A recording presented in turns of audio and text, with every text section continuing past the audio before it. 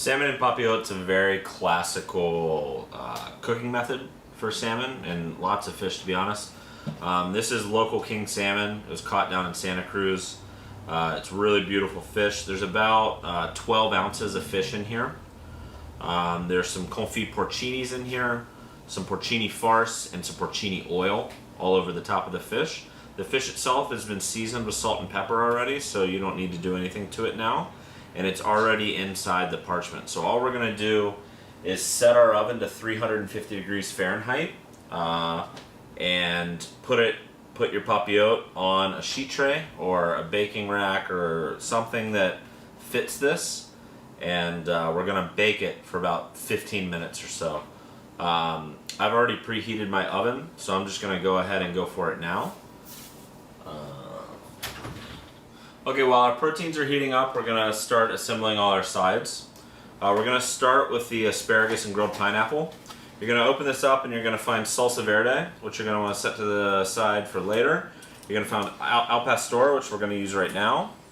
And then you just kind of want to set your asparagus to the side. Or not your asparagus, the pineapple. So we're going to go ahead and we're going to take this asparagus and we're going to lay it out on a tray, and we're going to rub it in this al pastor.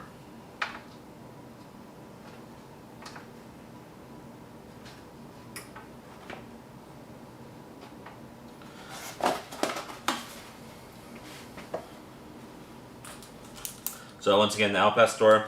This has guajillo chilies in it, ancho chilies, there's burnt onion, there's some vinegar, and a little bit of honey. I'm just going to take an offset and just kind of rub my asparagus with it.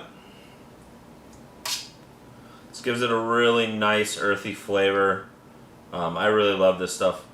So once we have this rubbed, we're not going to put it in the oven yet. We're going to wait for our proteins to come out of the oven, or if you're doing the short rib, out of the water. And then we're going to turn our broiler on.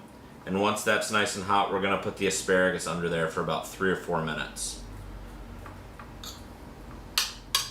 So you're going to use almost all of this pastor. And don't be scared, you can taste it. It's not like really spicy or anything. Guajillos and anchos are pretty mild chilies. Just a lot of smokiness in them. So you can see I've got it all marinated. I'm going to sit this to the side and wait for my protein to be done. While we do that, we're going to assemble the salad. So this salad is very similar to the one we had last week. It's just a different salad dressing. You're going to open it up and you're going to see there's every vegetable we could find at the market in there. You've got cherry tomatoes, you've got snap peas, snow peas, cucumbers, corn, lacinato kale, pickled carrots. The list goes on and on and on. There's like 15 or 16 different vegetables in here. We took them all, we processed them all in different ways, and we ended up with it all together in here. And it's super simple. All we're going to do is we're going to dump our salad into a mixing bowl. We have our cherry vinaigrette. This is cherries from K&J Orchard. Brooks cherries. Really, really ripe, really, really beautiful. We are going to season our salad with a little bit of salt. If you want, you can use the finishing salt that's in your package, but personally for me, I like to use a finer grain salt for a salad. And we're just going to go around the edge of our bowl with our dressing. Really vibrant color on this, it's really beautiful. And we're going to toss. Lots of textures in this salad. It's just a lot of fun, really pleasing salad to eat. I think we're going to do this for the next couple weeks on the menu, just because the feedback on it's been really great, but I also just really love the amount of vegetables in here and all the textures you get from it. So our salad looks nice. Let's taste it. It's delicious.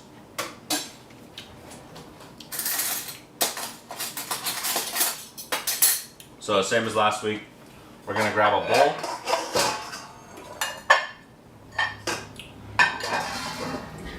We'll grab our serving bowl and we're just going to dump the salad in there.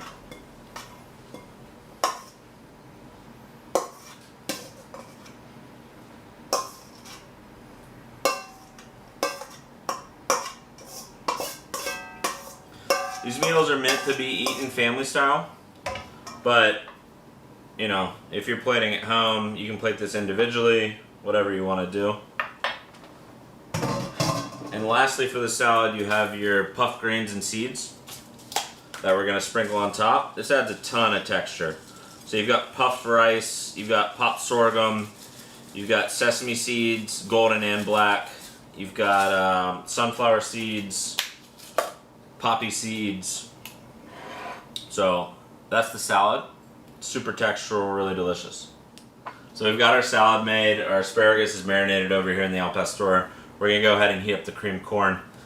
This one's really, really difficult. We're gonna take this and we're gonna put it in the microwave for about 1.5 to 2 minutes. That's it.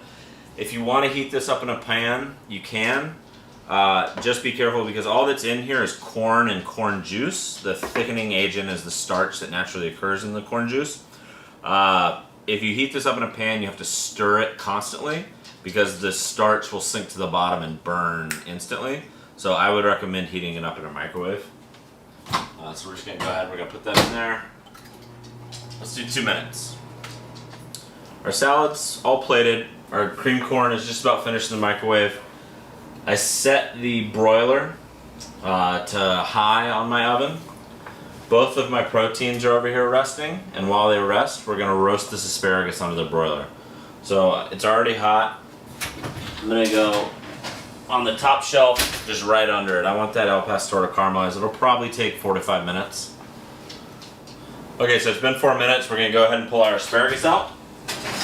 You can see the top is starting to get real dark on the asparagus, exactly where I want it. We're going to go ahead and not forget about our pineapple that we have left over, or that we saved intentionally. So you can take it, put it on the plate, put a piece of pineapple,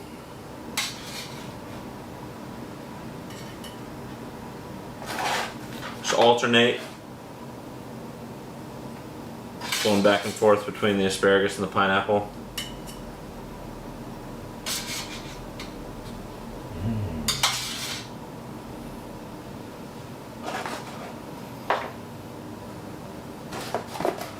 So after we've got it all on the plate,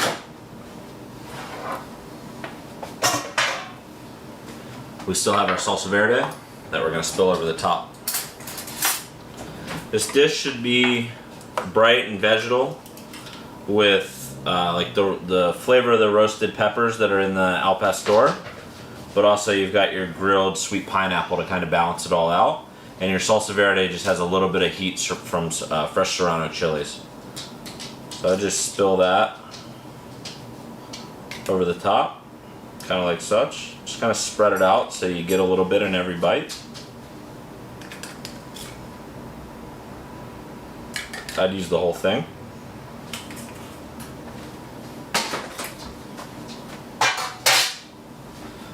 So that's our roasted asparagus to go here with our salad. And I still have the corn sitting in the microwave, staying warm. Now we're just going to take that and pour it right into a bowl, just like such. Like I said, this is just corn and corn juice seasoned with some salt. That's it. The natural cornstarch that's in the corn thickens and makes the cream corn. So we've got all our sides here ready to go. Let's go ahead and plate our proteins. Okay, so my salmon in a 350-degree oven, it took about 13-14 minutes to get really nice. I've had it rested about 5 minutes now, and all I'm going to do is I'm going to take scissors and I'm going to snip in there and I'm going to tear it open. I'm going to pick it up and we're going to serve it with our sides here. So just snip like that. You can cut down. As soon as you open it, it's incredible. Like like you smell the porcinis. It's really, really awesome. So you can go ahead, And there is going to be a little bit of albumin on this on the outside of the fish, just because this cooking method is pretty intense. But it's nothing to worry about. So just cut away at the paper.